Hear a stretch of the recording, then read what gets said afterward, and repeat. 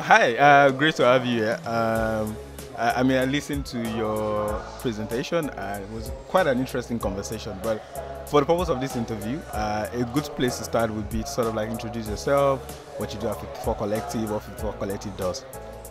Well, thank you very much. I think first and foremost, good to be here. Moonshot and subsequently TechCabal is really doing something great for the ecosystem. My name is Bongani Sithole. I'm the CEO and a partner at 54 Collective, which is a VC firm that's Pan-African, focusing on 4 key markets, which is Nigeria, South Africa, Kenya, and Egypt. But our goal, as the name suggests, 54, we want to be very ambitious to essentially touch all the 54 states, because we strongly believe that innovation can come from anywhere in Africa. And the question is, how do we find this innovation and how do we support it? Thank you. I'm glad that you spoke about innovation, because the theme for this year's Moonshot is building for the world. And it highlights the need for African innovators to rethink how we build, to think about building solutions that are actually scalable for the global market, regardless of what the local markets are. As a VC, you get to interact with founders, you get to interact with a lot of innovators. What would you say are some of the most interesting insights around how funders build in Africa and how they should think about building for the world? Interesting, because Africa, it's still at a very nascent space. What that means is that we still have so many fundamental challenges that are very bespoke to Africa, right? When you start to think about a question of building for the world, the question is, have we built enough to solve our own fundamental issues, right? Let alone thinking about scaling out. Having said that, it doesn't mean that there are no opportunities for us to scale out. I think there are definitely certain business models that can scale out of the continent. I think it'll definitely be a mistake for us to think that each and every innovation or solution that we're building is primarily to solve just purely African challenges, right? We have seen in many ways where some of the challenges that we are facing, other markets outside Africa, they are facing the same things.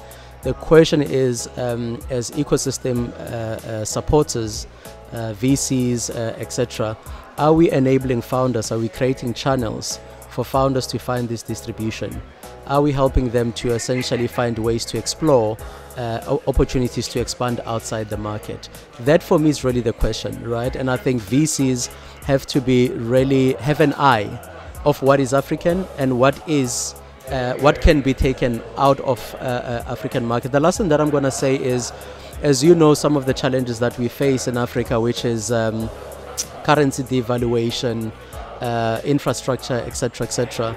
What you want to do is to find ways where innovation can be outside Africa, where you are hedging your currency devaluation challenges. Exactly. Yeah. If you're taking a business into a dollarized market, all of a sudden you're hedging against the devaluation, right, and balancing out that loss overall. And I'm glad that you spoke about how VCs should think about it, because earlier you gave a presentation on real capital, and it was a very interesting conversation. But for the sake of those that were not at the main stage listening to you, what would you say are some of the most interesting insights from that presentation that everybody should know? I think the most important thing is what type of capital it's needed in Africa at this stage, and where should that capital go. And I think we as 54 Collective, we're very clear that equity capital alone is not enough. We think that it is important to find a diversified type of capital, and hence the reason why we call it non-dilutive, right? So where you're getting equity and non-dilutive capital. And I think that combination, as catalytic as it is actually quite important for founders, so that on one hand, the non-dilutive capital, it's helping to de-risk the business.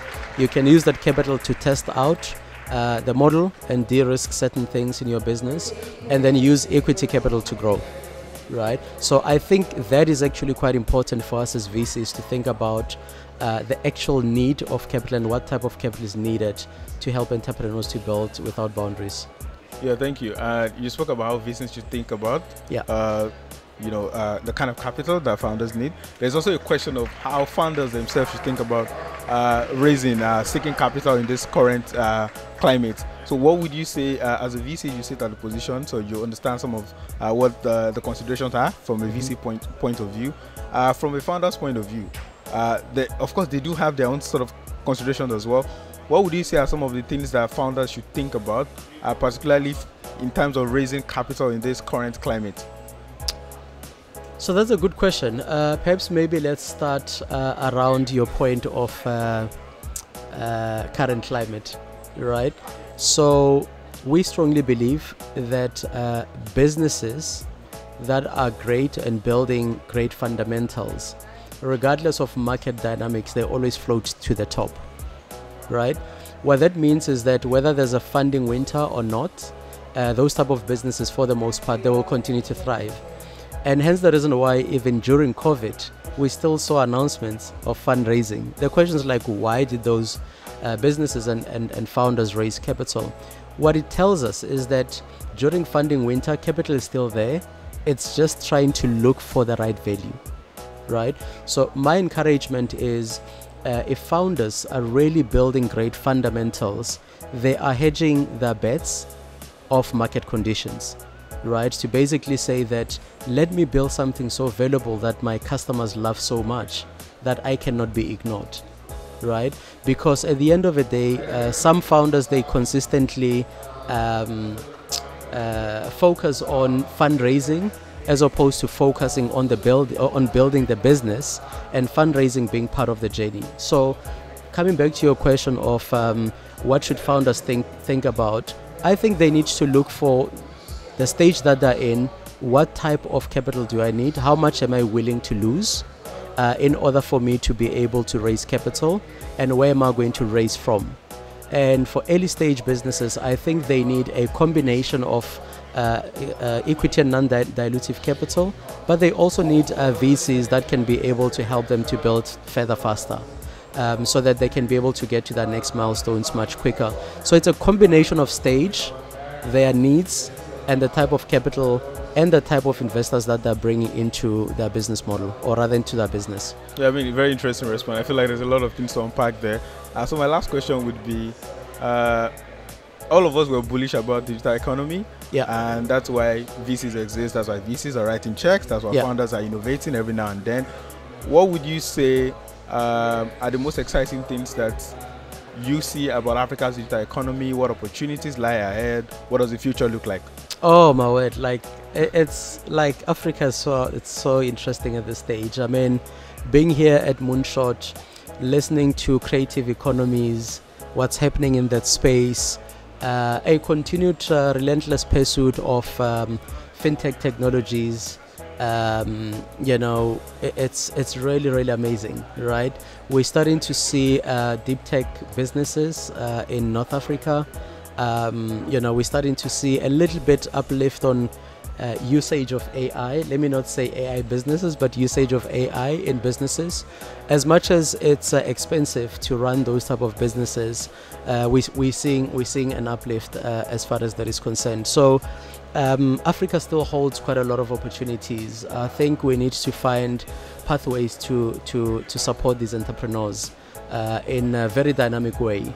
I think that the model of VC is critical, but I think it needs a little bit of a tweak to take in consideration the market dynamics. But opportunities remain in Africa. I think content creation, it's a new oil in Africa. I think it's really amazing.